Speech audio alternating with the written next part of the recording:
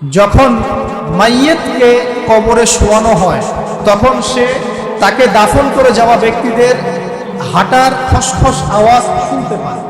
এরপরে তাকে যখন শুইয়ে দেওয়া হয়, সে যদি মুমিন ব্যক্তি হয় তাহলে তার মাথার দিকে তার সালাত এসে দাঁড়িয়ে যায়। দুনিয়াতে আপনি যে নামাজগুলো পড়েছেন, আমি যে নামাজগুলো পড়ছি, এগুলো মাথার দিকে দাঁড়িয়ে যায়। ডান দিকে চলে আসে তার সওম মানে কি? রোজা। বাম দিকে চলে আসে যাকাত, তারপরে পায়ের দিকে চলে আসবে তার আত্মীয়তার সম্পর্ক রক্ষার ইবাদত, তার যে অন্যান্য দান সদকা, তার নফল আমল, তার তাসবিহ তাহলিল, তার কোরআন তেলাওয়াত ইত্যাদি পায়ের দিকে চলে আসবে। এখানে একটা হাদিস এসেছে, সূরাতুল মুলক যে ব্যক্তি রাতের বেলা তেলাওয়াত করবে, কোন সূরা ভাই? তাবারাকাল্লাযী বিয়াদিহিল মুলক ওয়া হুয়া আলা কুল্লি শাইইন কাদির। এই সূরা যে ব্যক্তি রাতের বেলা করে তেলাওয়াত করবে, ইনশাআল্লাহ সূরা মুলক ও কবরে তার সাথে থাকবে এবং কবর আযাব থেকে সূরা মুলক তাকে বাঁচাবে ইনশাআল্লাহ। আমি বুঝাচ্ছি যে কি অবস্থাটা হবে। এবার দুজন ফেরেশতা মাথার দিক থেকে আসবেন, আসতে চাইবেন, সালাত বলবে এখান দিয়ে আসা যাবে না, এদিক দিয়ে আসা যাবে না। ডান দিক দিয়ে আসতে চাইবেন, এদিক দিয়ে আসা যাবে না। বাম দিক দিয়ে আসতে চাইবেন, যাকাত বলবে এদিক দিয়ে আসা যাবে না। পায়ের দিক দিয়ে আসতে চাইবেন, আমলগুলো বলবে এদিক দিয়ে আসা যাবে না। তখন যাই হোক তারা আসবেন। এটা তাদের এটা কথা কি? এটা কথাটা হচ্ছে যে সালাতের গুরুত্ব। সে সালাত আদায় করেছে, সে আমার হক আদায় করেছে, আমি তার পক্ষে আছি, পক্ষে বোঝাচ্ছে। রোজা বলবে আমি ওর পক্ষে আছি, তাকে আপনি কোনো শাস্তি দিবেন না, আমি তার পক্ষে আছি। আপনারা দুজন তাকে শাস্তি দিবেন না, আমি যাকাত তার পক্ষে আছি, এটা পক্ষে থাকার কথা। তারপরেও তারা আসবেন, চোখগুলো হবে নীল এবং কালো, নীলাভ চোখের কালো। মুনকার নাকি উঠে বসিয়ে দেওয়া হবে। এবার তিনটা প্রশ্ন। প্রথমে প্রশ্ন হচ্ছে কি, মান রব, তোমার রবকে? তখন মুমিন বান্দা বুক ফুলিয়ে বলবে রব্বি আল্লাহ, আমার রবকে আল্লাহ। পৃথিবীতে যে ব্যক্তি আল্লাহর সাথে শিরক করে নাই, আল্লাহ তাওহীদের উপর থেকেছে এবং তার উপরে মৃত্যুবরণ করেছে, ইনশাআল্লাহ সে ব্যক্তি এর উত্তর নির্দ্বিধায় দিতে পারবে। আর দুনিয়াতে যে বা যারাই আল্লাহর সাথে শিরক করবে, আল্লাহর সাথে শিরকের পাপে লিপ্ত হবে, ওই অবস্থায় মারা যাবে, তাওহীদের উপর থাকবে না, কোশ্চিন কালেও মান রব উত্তর দিতে পারবে? তারপরে প্রশ্ন হয়ে যাবে তোমার দিন কি ছিল? মুমিন বান্দা উত্তর দিবে কি? দিন ইসলাম, আমার দিন ছিল ইসলাম। এখানে শুনে রাখেন, পৃথিবীতে যারা ইসলামকে পরিপূর্ণরূপে পালন করবে তারাই এই উত্তর দিতে পারবে ইনশাআল্লাহ। যারা ইসলামকে ঠাট্টা বিদ্রুপের হাসি তামাশার পাত্র বানিয়েছে, মন চাইলে কিছু করি, মন চাইলে কিছু করি না, সহজ একটা আমল করি, বাকি কিছুর আমল ধারি না, হ্যাঁ, নামাজ পড়ি, সুদ ছাড়তে পারি না, ঠিক আছে, বছর বছর উমরা করি, এদিকে ঘুষ দুর্নীতি ছাড়তে পারি না, ইসলামকে ঠাট্টা তামাশার পাত্র বানিয়েছে, এরা কোশ্চিন কেন উত্তর দিতে পারবে না?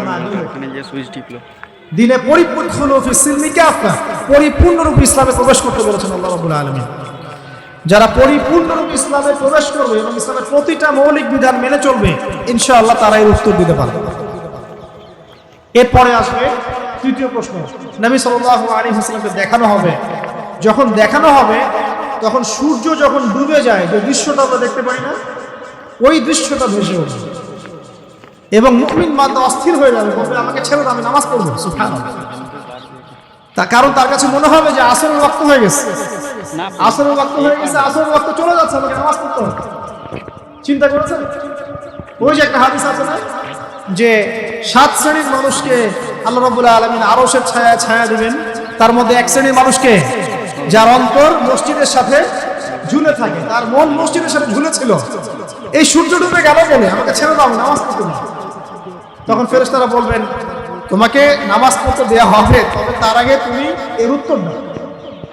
কি উত্তর? এই ব্যক্তির দিকে তাকে। তখন নবী সাল্লাল্লাহু আলাইহি ওয়াসাল্লামকে দেখানো হবে, সাল্লাল্লাহু আলাইহি ওয়াসাল্লাম দরুদ পড়বেন, বলা হবে যে এই ব্যক্তির সম্পর্কে তোমার কি ধারণা? মান হাযা রাজুলু বুইসা ফীকুম, এই ব্যক্তি কে যাকে তোমাদের কাছে পাঠানো হয়েছিল? মুমিন ব্যক্তি নির্দ্বিধায় বলে দিবে যে তিনি হচ্ছেন আমার নবী মুহাম্মদুর রাসূলুল্লাহ সাল্লাল্লাহু আলাইহি ওয়াসাল্লাম। দেখুন, পৃথিবীতে যে বা যারাই নবী সাল্লাল্লাহু আলাইহি ওয়াসাল্লামের সুন্নতের উপর আমল করবে, ইনশাআল্লাহ সে তার উত্তর দিতে পারবে। দুনিয়াতে যারা নবীর সুন্নতের 5 পয়সা পরোয়া করছে না, তার আদর্শের 5 পয়সা দাম দিচ্ছে না, তারা কোশ্চিনকালে উত্তর দিতে পারবে। নাম হতে পারে আব্দুর রহমান, আব্দুর রহিম, নবীর সুন্নতের ধার ধারে না, তারা উত্তর দিতে পারবে। নবীর সুন্নতের গুরুত্ব কত কত গভীর, এটা আমাদেরকে এখান থেকে বুঝতে হবে। তাই প্রিয় যুবক ভাইরা, মুসলিম ভাইরা, আমাদের জীবনটাকে নবীর আদর্শ এবং সুন্নতে ঢেলে সাজাতে হবে। সকাল থেকে সন্ধ্যা পর্যন্ত প্রতিটা কাজ করবো কার তরিকায়? রাসূলের তরিকা। নামাজ পড়বো তার তরিকা, রোজা, সিয়াম, হজ, যাকাত, আমল, মুআমালাত, আখলাক সব কার তরিকায়? নবী সাল্লাল্লাহু আলাইহি ওয়াসাল্লামের তরিকা অনুযায়ী ইনশাআল্লাহ। আল্লাহ পাক তৌফিক এনায়েত করুন, আমিন। এবার ফেরেশতা দুজন জিজ্ঞাসা করবেন অবাক হয়ে, তুমি কিভাবে এটা জানলে? তুমি কিভাবে এই তিনটা প্রশ্নের উত্তর দিতে পারলে? কারণ বেশিরভাগ মানুষ তো উত্তর দিতে পারবে না, বেশিরভাগ মানুষই এই উত্তর দিতে পারবে না। কারণ কিয়ামতের মাঠে 1999 জন মানুষ জাহান্নামে যাবে, নাউজুবিল্লাহ।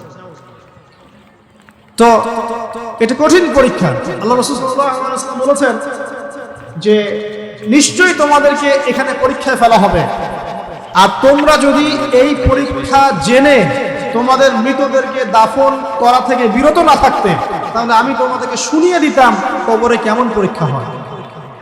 মানে যদি আমরা শুনতে পারতাম যে কবরে কেমন পরীক্ষা হয়, আমরা ভয়ে আমাদের মৃতদেরকে দাফন পর্যন্ত করতাম।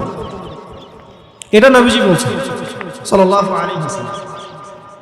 তাকে জিজ্ঞাসা করা হবে যে তুমি কিভাবে জানলে এটা? বেশিরভাগ মানুষ তো পারে না উত্তর দিতে। তখন সেই ব্যক্তি বলে বসবে, সেই ব্যক্তি বলবে যে করাতু কিতাবাল্লাহ, আমি আল্লাহর কিতাব এই কোরআন পড়েছি। মুমিন বলবে আমি আল্লাহর কোরআন পড়েছি, আমানতু বিহি, আমি এর উপর ঈমান এনেছিলাম, ওয়া সাদ্দাকতু, এবং সত্যায়ন করেছিলাম। অতএব দুনিয়াতে যারা দ্বীনের জ্ঞান অর্জন করছে না, কোরআন পড়ছে না, হাদিস পড়ছে না, পড়াশোনার চেষ্টা করছে না, জানার চেষ্টা করছে না, কবরে পার পাওয়া ডিফিকাল্ট আছে। এটা একটা অন্যতম প্রশ্ন। আমরা কিন্তু মনে করি 3টা প্রশ্ন হচ্ছে, আসলে প্রশ্ন হচ্ছে কয়টা? 4টা। 3টার পরে আরো একটা এক্সট্রা। কিভাবে জানলে? তখন উত্তর দিচ্ছে আমি আল্লাহর কিতাব পড়েছি, ঈমান এনেছি, সত্যায়ন করেছি। নবী সাল্লাল্লাহু আলাইহি ওয়াসাল্লাম হাদিসের পরের অংশে বলেছেন যে যখন কাফের বান্দাকে উঠানো হবে, তখন ডানেও কিছু নাই, বামেও কিছু নাই, সামনে পিছনে কিচ্ছু নাই। মাথার দিক থেকে ফেরেশতারা চলে আসবেন, উঠিয়ে বসানো হবে, প্রশ্ন করা হবে কে তোমার রব? একটাই উত্তর, লা আদরি, আমি জানি না। নাউজুবিল্লাহ। কি তোমার দিন? লা আদরি, আমি জানি না। এই যে আল্লাহর তো খবর নাই, আল্লাহ পাকের বিধান মেনে চলার কোনো খবরই নাই, পরোয়াই নাই। সে জানবে কিভাবে ইসলাম কি জিনিস? সে জানবে কিভাবে আল্লাহ কি জিনিস? ও তো আল্লাহকে চিনেই না। দিব্যি বলে বেড়াচ্ছে মহাবিশ্ব সৃষ্টি হয়েছে বিগ ব্যাং থেকে, আল্লাহ বলে কেউ নাই। মানুষ সৃষ্টি হয়েছে বান্দর থেকে। নাউজুবিল্লাহ। ওই যে ডারউইনের মতবাদ, থিওরি অফ এভলিউশন নাকি? হ্যাঁ, তাই তো মনে হয়। অনেকদিন আগে প্রশ্নটাই ভুলে গেছি। তো যাই হোক, মানুষ তো আল্লাহকে চিনছে না। এখনো মানুষ মনে করছে যে আল্লাহ বলতে কেউ নাই। এবং এই মুক্ত চিন্তার নামে, বাক স্বাধীনতার নামে নাস্তিকতার যে চর্চাটা বেড়েছে বাংলায়, এটা আশঙ্কাজনক। বড় বড় বিশ্ববিদ্যালয় থেকে পড়ে আসছে, অনেক সময় দেখলাম বড় বিশ্ববিদ্যালয়ের প্রফেসর, সে বলছে যে মহাবিশ্ব বিগ ব্যাং থেকে সৃষ্টি হয়েছে, সৃষ্টিকর্তা নাই। তো মুসলিম বিজ্ঞানীর একটা কথা বলতেন যে মানুষ বিজ্ঞান সম্পর্কে অল্প জানলে নাস্তিক হয়ে যায়, আর অনেক গভীর জ্ঞান অর্জন করলে আল্লাহর কাছে আত্মসমর্পণ করে। খেয়াল করে দেখবেন ডক্টর, ইঞ্জিনিয়ার যারা বড় বড় লেভেলে চলে গেছেন, অনেক সিনিয়র, তারা বেশিরভাগ নামাজে দেখবেন, নামাজ পড়ে, দান সৎকার করে, সমাজ কল্যাণমূলক কাজ করে। তারা কিন্তু রোগীর সেবা করতে গেলেও বলে যে নামাজ পড়িয়ে দেয়, রোজা রাখি। অনেক ডক্টর দেখেছে যারা যত বেশি গবেষণা করে তারা তত বেশি আস্তিক হয়ে যায়, আর টুটাফাটা গবেষণা করে নাস্তিক হয়ে যাবে। কত প্রশ্ন, ইসলামের এটা কেন, ওইটা কেন, ইসলামে বহুবিবাহ কেন, হ্যাঁ ইসলামে কি পর্দার বিধান কেন, তারপর ইসলামে এত রেস্ট্রিকশনস, এত বাইন্ডিংস কেন, হ্যাঁ স্বাধীনতা নাই কেন, কত প্রশ্ন। ইসলামের এগেইনস্টে কত তীর এখন ছোড়া হচ্ছে। তো এই ব্যক্তি কেমন করে উত্তর দিবে যে মাহদিন তোমার দিন? আল্লাহর দিকে কত প্রশ্ন ছোড়া হচ্ছে, কত শিরকের পাপ আমরা করছি। অনেক সময় মুসলিম হয়েও শিরকের পাপ করছে, কিভাবে উত্তর দিবে? 3 নাম্বার প্রশ্ন যখন করা হবে এই ব্যক্তিকে, দেখো সে বলবে যে আমি জানি না এই ব্যক্তিকে, তবে শুনেছিলাম মানুষের মুখে শুনেছিলাম, মানুষ যা বলতো আমি তাই বলতাম। মানে সে রাসূল সাল্লাল্লাহু আলাইহি ওয়াসাল্লাম নাম শুনেছিল হয়তো না, কিন্তু তার সুন্নত বা আদর্শ কখনো মেনে চলে না, পারলো না। এবার জান্নাতি ব্যক্তি হলে কি হতো, ওই যে সূর্য ডুবছিল যেখানে, তার দৃষ্টির সীমা পর্যন্ত কবরকে প্রশস্ত করে দেওয়া হবে এবং জান্নাতের একটা দরজা তার কবরে খুলে দেওয়া হবে। এটা কিভাবে করা হবে সেটা আল্লাহ পাক জানেন, এটার ব্যাখ্যা করার জ্ঞান আল্লাহ আমাদেরকে দেন নাই। যেই মানুষের ক্ষুদ্র জ্ঞানে মানুষ ব্যাকটেরিয়া ভাইরাস নিয়ে গবেষণা করতে হিমশিম খেয়ে যায়, সে মহাবিশ্বের স্রষ্টা নিয়ে কিভাবে গবেষণা করবে? আল্লাহ পাকের অসীম জ্ঞানের সামনে আমার জ্ঞান কি খুবই ক্ষুদ্র। একটা হাদিসে এসেছে বুখারী শরীফের মধ্যে, যে একটা মহাসমুদ্রের মধ্যে যদি একটা পাখি এক ফোঁটা পানি উঠিয়ে নিয়ে যায়, ওই এক ফোঁটা পানি হচ্ছে মহাবিশ্বের জ্ঞান, আর বাকি পুরো মহাসাগর হচ্ছে আল্লাহ পাকের জ্ঞান। তো আমরা এই ক্ষুদ্র জ্ঞানের মানুষ হয়ে আল্লাহর জ্ঞানকে কেমন করে পেনিট্রেট করতে পারি? তো আল্লাহ পাক জান্নাতের দরজাগুলো খুলে দিবেন, একটা দরজা খুলে দিবেন, সেখান থেকে বাতাস আসবে, জান্নাতের নাজ নিয়ামত উপভোগ করতে থাকবে এবং তার রূহটাকে সবুজ রঙের পাখির আকৃতিতে জান্নাতে রেখে দেবে। ইল্লিন মানে ওখানে জান্নাতের নিয়ামত সে পাবে। এটাকে বলা হয় দারুল বারজাখ, বারজাখের জীবন। জীবন অনেকগুলো, একটা ছিল রুহের জগৎ। রুহের জগতে আমরা সবাই ছিলাম। শোনেন, রুহের জগতে যার সাথে যার বন্ধুত্ব ভালোবাসা গভীর ছিল, দুনিয়াতে তার সাথে তার ভালোবাসা বেশি। এটা হয়তো জানেন না, জানতেন হাদিসটা? রুহের জগতে যদি কখনো আপনার সাথে আমার দেখা হয়ে থাকে, দুনিয়াতে আপনার সাথে আমার দেখা হবে ইনশাআল্লাহ। রুহের জগতে যদি আপনার আমার মধ্যে ঘনিষ্ঠ ভালোবাসা থেকে থাকে, এখানেও ভালোবাসা হয়ে যাবে ইনশাআল্লাহ। এটা বলে আমি আবার তোমাদের বয়ফ্রেন্ড গার্লফ্রেন্ড ভালোবাসা বুঝাই না, ওই ভালোবাসার কথা বলবো। আবার রুহের জগতে বিদ্বেষ, এখানেও দেখবেন বিদ্বেষ। ওটা একটা জগৎ ছিল যেখানে আল্লাহ পাক সমস্ত আদম সন্তানকে সৃষ্টি করে তাদের রূহটাকে রেখেছিলেন এবং ওয়াদা নিয়েছেন। কি ওয়াদা? আল্লাহ পাক বলেছেন আলাস্তু বিরাব্বিকুম, সূরা আরাফের 182 নম্বর আয়াত, 182 নম্বর। আল্লাহ পাক বলেছিলেন যে আমি ওয়াদা নিয়েছিলাম, আলাস্তু বিরাব্বিকুম, আমি কি তোমাদের রব নই? আমরা সবাই বলেছিলাম বালা ইয়া রাব্বি, অবশ্যই আপনি আমাদের রব। দুনিয়াতে এসে আমরা ভুলে গেছি। এই ভুলে যাওয়াটা মনে করায় দেওয়ার জন্য আল্লাহ পাক আসমানি কিতাব নাজিল করেন, নবী রাসূল পাঠান, আমাদের কান পর্যন্ত ইসলামের দাওয়াত পৌঁছে দেন, এটা আমরা মনে করতে পারি।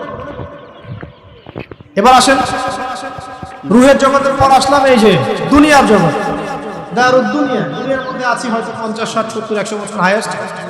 এরপর যাবে দারুল বারজাখ, বারজাখের জগৎ। পাপী ব্যক্তি হলে জাহান্নামের দরজা খুলে দেওয়া হবে আর জাহান্নামের সে আযাব ভোগ করতে থাকবে, এবং পুণ্যবান ব্যক্তি হলে জান্নাতের দরজা খুলে দেওয়া হবে এবং এর নাজ নিয়ামত সে ভোগ করতে থাকবে। তখন তাকে বলা হবে এটা জান্নাতের সেই জায়গা যেখানে তুমি থাকবে। এটা দেখার সাথে সাথে, শোনার সাথে সাথে তার যে খুশি উৎফুল্ল তার অনেক বেড়ে যাবে এবং সে কি করবে জানেন? সে পৃথিবীতে ফিরে আসতে চাইবে। সে বলবে আমাকে আমার পরিবার বর্গকে জানাতে দেন, আমাকে আমার পরিবার বর্গকে জানাতে দেন যে আমি ভালো আছি। তখন ফেরেশতারা তাকে বলবেন যে এটা সম্ভব না, তোমার এবং তাদের মাঝে দারুল বারজাখ আছে, তুমি এটা ভেদ করে যেতে পারবে না। তখন তার আত্মাটাকে ইল্লিনে দেওয়া হবে, একটা সবুজ পাখির আকৃতিতে জান্নাতে ঘুরে বেড়াবে। আর যদি জাহান্নামী হয় তাহলে যে বললাম দরজা খুলে যাবে, জাহান্নামের মর্মান্তিক আযাব তার দিকে আসতে থাকবে। কবর সংকুচিত হয়ে আসবে এমন ভাবে যাতে তার বাম পাজর ডান পাজরের ভিতরে এইভাবে ঢুকে যাবে। এই আযাব চলতে থাকবে ইলা ইয়াউমিল বা'সুন, পুনরুত্থানের দিন পর্যন্ত।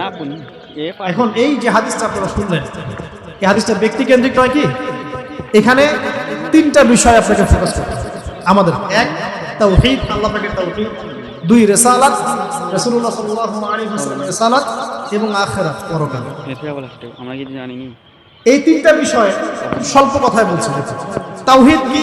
আল্লাহ পাকের একত্ববাদ। এক আল্লাহকে আপনি সৃষ্টিকর্তা মানবেন, রিজিক দাতা মানবেন, পালন কর্তা মানবেন, সন্তান দাতা, ভালো মন্দের মালিক, সমস্ত কিছুর মালিক কে? আল্লাহ। আল্লাহ আল্লাহ আমাকে বাঁচিয়ে রেখেছেন, আল্লাহ আমাকে মৃত্যু দিবেন, আল্লাহ আমাকে রিজিক দেন, আল্লাহ আমাকে সন্তান দিবেন, আল্লাহ আমার ভালোর মালিক, আল্লাহ মন্দের মালিক, আল্লাহ সমস্ত কিছুর মালিক। এই কনসেপ্ট পরিষ্কার থাকবে, লা ইলাহা ইল্লাল্লাহ পরিষ্কার থাকবে। সমস্ত বিষয় কার পক্ষ থেকে? আল্লাহর পক্ষ থেকে। তাওহীদ শর্ট সংক্ষিপ্ত কথা বললাম। তাওহীদ এর মধ্যে তিনটা ক্লাসিফিকেশন আছে, রুবুবিয়্যাত, উলুহিয়্যাত, আসমা ওয়া সিফাত। এটা আপনারা কিতাবুত তাওহীদ বই থেকে পড়ে নিন। সংক্ষেপে বলে দেই, রুবুবিয়্যাত আল্লাহ পাকের সমস্ত বিষয়গুলো তার দিকে সম্বন্ধ করা, সৃষ্টিকর্তা, পালনকর্তা, রিজিক দাতা সবকে আল্লাহ। উলুহিয়্যাত কি? দুনিয়াতে এসেছি আল্লাহ পাকেরই দাসত্ব করতে হবে, অন্য কারো দাসত্ব চলবে না। তাওহীদুল উলুহিয়্যাত। আসমা ওয়া সিফাত কি? আসমা ওয়া সিফাত মানে হচ্ছে আল্লাহ পাকের নাম গুণাবলীগুলো আছে। আল্লাহ পাক রহমান, আল্লাহ পাক রহিম, আল্লাহ পাক রাজ্জাক, হ্যাঁ, আল্লাহ পাক গফুর, আল্লাহ পাক শাদীদুল ইকাব। সমস্ত গুণাবলী কার? আল্লাহ। এই হলো আসমা ওয়া সিফাত। আল্লাহ পাক যেমন, আল্লাহ পাক তেমন, আল্লাহ পাক নিজের মতো, কারো সঙ্গে তুলনীয় নন। হুয়াল্লাহু আহাদ, একক, আল্লাহুস সামাদ, তিনি অনূপেক্ষী, লাম ইয়ালিদ ওয়া লাম ইউলাদ, তিনি জন্ম দেননি, জন্মিতও নন, ওয়া লাম ইয়াকুল লাহু কুফুয়ান আহাদ, তার সমতুল্য আর কিছুই নাই। আল্লাহ থেকে সবকিছু হয়, এটাই হলো তাওহীদ। এখন এর অপোজিশন কি? শিরক। তাওহীদের বিরুদ্ধে গেলে কি হয়ে যাবে? শিরক। কেউ যদি মনে করে যে আল্লাহ ছাড়া কেউ আমাকে জীবন দিতে পারে, আল্লাহ ছাড়া কেউ আমাকে মারতে পারে, আল্লাহ ছাড়া কেউ আমাকে রিজিক দিতে পারে, অথবা আল্লাহ ছাড়া কেউ সন্তান দিতে পারে, আল্লাহ ছাড়া অন্য কারো কাছে কেউ যদি দোয়া করে, আল্লাহ ছাড়া অন্য কারোর জন্য নজর মানত করে, আল্লাহ ছাড়া অন্য কারোর নামে কসম খায়, আল্লাহর হালালকে হারাম করে দেয়, আল্লাহর হারামকে হালাল করে নেয়, ঠিক আছে? আল্লাহ থেকে শুভ অশুভ আসে না, শুভ আল্লাহর পক্ষ থেকে আসে, অশুভ শয়তানের পক্ষ থেকে আসে, এমনও যদি কেউ মনে করে, শুভ অশুভ দুটোই আল্লাহর পক্ষ থেকে আসে, কিন্তু কেউ যদি মনে করে না শুভগুলো আল্লাহর পক্ষ থেকে, অশুভগুলো শয়তানের পক্ষ থেকে, এমনও যদি মনে করে, শিরক হয়ে যাবে। মুসলিমরা চলাফেরায় শিরক করছে। মুসলিমরা আল্লাহ ছাড়া অন্য কারোর কাছে চাচ্ছে, মুসলিমরা অনেকে কবরে সিজদা করছে, মুসলিমরা অনেকেই মৃত মানুষের কাছে দোয়া করছে, হাতে বালা পরে আছেন, খোলেন না। কেন খোলেন না? ভয়ে যদি আপনার ক্ষতি হয়। শিরক। মুসলিমরা দেখবেন আগুনের সামনে মাথা নত করছে। মুসলিমরা এখন মেডিটেশন করে, ধ্যান করে। মুসলিমরা জিনকে দাবে করতেছে। অনেক সময় দেখা যায় মুসলিমরা জাদু করতেছে, জাদুবিদ্যা, কুফরি কালাম করছে না? করছে। সবই শিরক, সবই শিরক। মুসলিমরা দেখবেন আল্লাহর হালাল যেগুলো আছে হারাম করে ফেলছে, আবার অনেক সময় আল্লাহর হারামগুলোকে হালাল করে নিচ্ছে। সুদ কি ভাই? এখানে ফরজ, হালাল করে। মদ কি? তোমাদের কাছে তো ওয়াজিব, না খাইলে ঘুম হয় না। তো এই যে আল্লাহ হারামগুলোকে কি করছি আমরা? হালাল করে ফেলি, এটাও শিরক, কুফরি একটা। তো এক কথায় তাওহীদের উপর যারা থাকবে, মান রব্বুক উত্তর দিতে পারবে ইনশাআল্লাহ। যারা শিরক করে ফেলবে ওই অবস্থায় মারা যাবে, মান রব্বুক উত্তর দিতে পারবে না। আমার কথা কি বোঝা যাচ্ছে? আমি সহজ করার চেষ্টা করছি, কিন্তু হয়তো পারছি না, এটা আমার ব্যর্থতা। এক কথায় যদি আমরা কবরের প্রথম প্রশ্ন উত্তর দিতে চাই, তাহলে আমাদেরকে অবশ্যই তাওহীদের উপর থাকতে হবে। শিরকে যাওয়া যাবে না। প্রিয় ভাইরা, শিরকের পাপ থেকে আজকে তওবা করে ফেলবেন। আল্লাহ জেনে না জেনে জীবনে যত শিরক করেছে আল্লাহ মাফ করুন, আমিন। এবং আগামী দিনগুলোতে শিরকের পাপে লিপ্ত হয় না। প্রিয় ভাইরা, যদি আপনার আমলনামায় আসমান জমিন সমানও পাপ থাকে, শিরকের পাপটুকু না থাকে, আল্লাহ পাক আপনার পুরো পাপ মাফ করতে পারবেন ইনশাআল্লাহ। আল্লাহ পাক বলেছেন, মেরাজের রাতে নবী সাল্লাল্লাহু আলাইহি ওয়াসাল্লামকে আরশে আযীমের কাছে উঠিয়ে নিয়ে আল্লাহ পাক তিনটা ওহী করেছেন। কয়টা ওহী? একটা ছিল 5 ওয়াক্ত নামাজ, ঠিক আছে?